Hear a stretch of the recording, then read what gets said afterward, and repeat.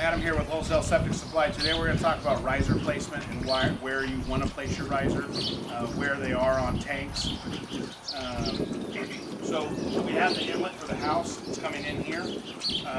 Our recommendation is you put the riser, if you can only get one, at the inlet, because that's where most of your problems occur, and you want quick access so you can alleviate yourself of those problems. There's a T in there, so you get a plumber strap in there, unblock it. That's where a lot of the grease gets trapped. For some reason, it just gets stuck within this section here. From our experience, I used to, pump tanks for 10 years, and the majority of them would be right here. So the ideal place to put your riser is right here at the beginning of the tank. Now you can do it at the second part of the tank as well, and that gives you access to either your field lines if this is the last tank, or it gives you access to the pipe going to the aerobic system if there's a problem there. So if you only can do one, the ideal place is to put it at the beginning of the system, because that's where most of your issues are. Now if you have two tanks, you want to put one at the outlet at the other side, because that gives you access to your field lines. So if you have two tanks and you get two riser systems, that should be enough. Most tanks are big enough, like this round tank.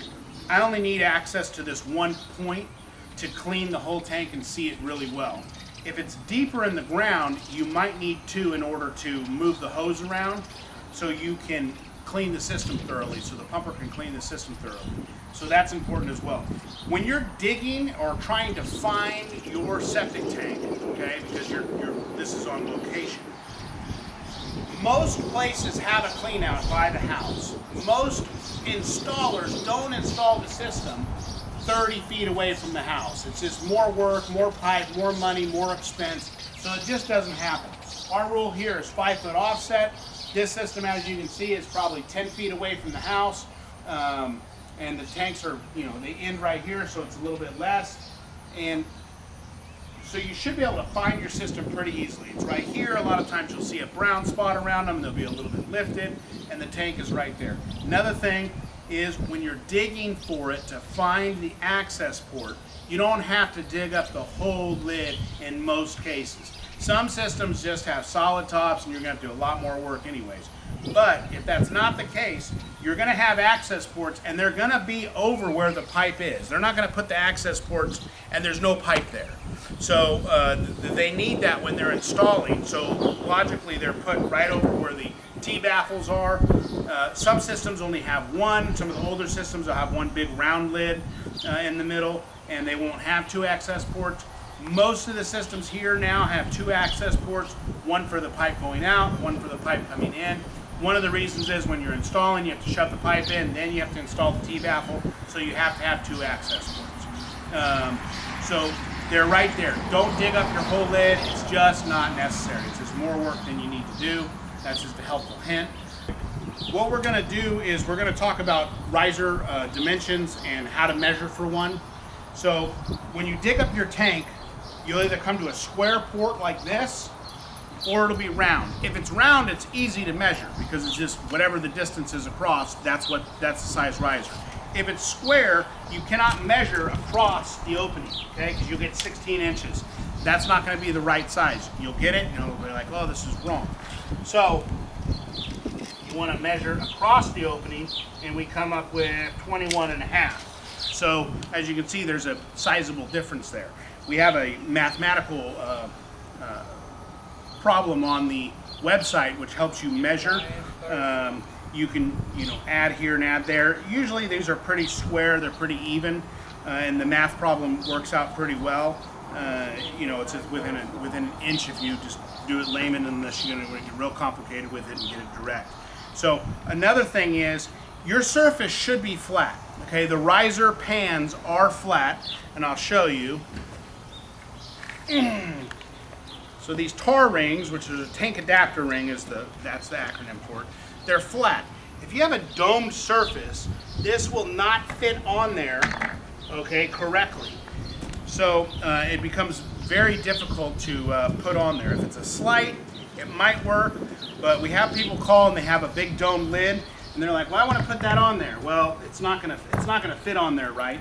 So it just won't work. So you need a flat surface. It's best for concrete. This one over here, you can see That's made of fiberglass, but it's a flat surface with a tar ring put on there, and then we put a riser on top of it. So that's, you know, that it'll work on that type of situation. So just remember, flat surface, you can put this on there, unless you have like a domed and then you have another flat surface or a transition that's flat, that'll work then. Make sure you do your measurements. All the measurements for the tanks, for the riser kits are on there. So this measurement's on there. And you have to remember, when we say 22 or 20 inch, that's the inside diameter. So that's something you want to think about. These are a little wider as far as the OD, your outside diameter, is concerned. So this one here is 27, or no, it's 26. But the inside diameter is 20, 20.4, something like that. They just, you know, make an even number so it's easy for people. They don't have to go, I have to have 20.4 inches, 20 inches. That's basically it. Another thing when you're doing your measurements is your height. So that's another thing we get a question on. Some people don't want to see the riser, they want to dig it up. One of the issues that we have here in Texas and other parts of the country as well is when it rains really heavy, the water tends to stay on the ground because we have a clay soil, at least where we're at. And one of the issues is it keeps raining, it'll come up over the lid or it'll get really high. This one here is about 14 inches, okay? So if you go all the way down, this is 14 inches to right here, okay? So it's a little bit taller to here, about 15. But that's how we measure them. This would be considered a 12 inch if I was just talking to my septic guys, because that's a 12 inch riser. But you know, online we specify the exact inches from bottom of the tar ring to the top of this lid here. So we like having them about 2 inches above ground, and that way we can see them. The screws are exposed, they're easy to get out, and it's easy to access your septic system. You don't want to have a problem and have to get a shovel, just start digging stuff up, then get to the access lid, then your screws are filled with dirt. So we like having ours just sticking up above the ground, and that makes life a lot easier. Like this one here, it's a little bit higher, but there's nothing really we can do with it because we have the fiberglass lid that's sticking up. This is an older style of nyatic, so you have this little raised part, so you have to do the tar ring, that's a 3-inch riser on there, and then the lid. So that one's a little bit higher, but anything that it's above is good. It just gives you easier access. It makes life easier. Everything's really simple. So also it lets you know where the system is. There's countless times I've been out to houses, pumping systems, and they just forgot where the system is. Or oh, it's over here somewhere and there's nothing there. So you got to start probing for it. Generally people know, but there's some times where they just forget it's been too long and they forget where the system's at. So out of sight, out of mind. If you guys have any questions on sizing, please let us know. Please do remember to measure across your opening diagonally, not horizontally, okay? You don't want to do that. All right, that's it. If you guys have any questions, give us a call.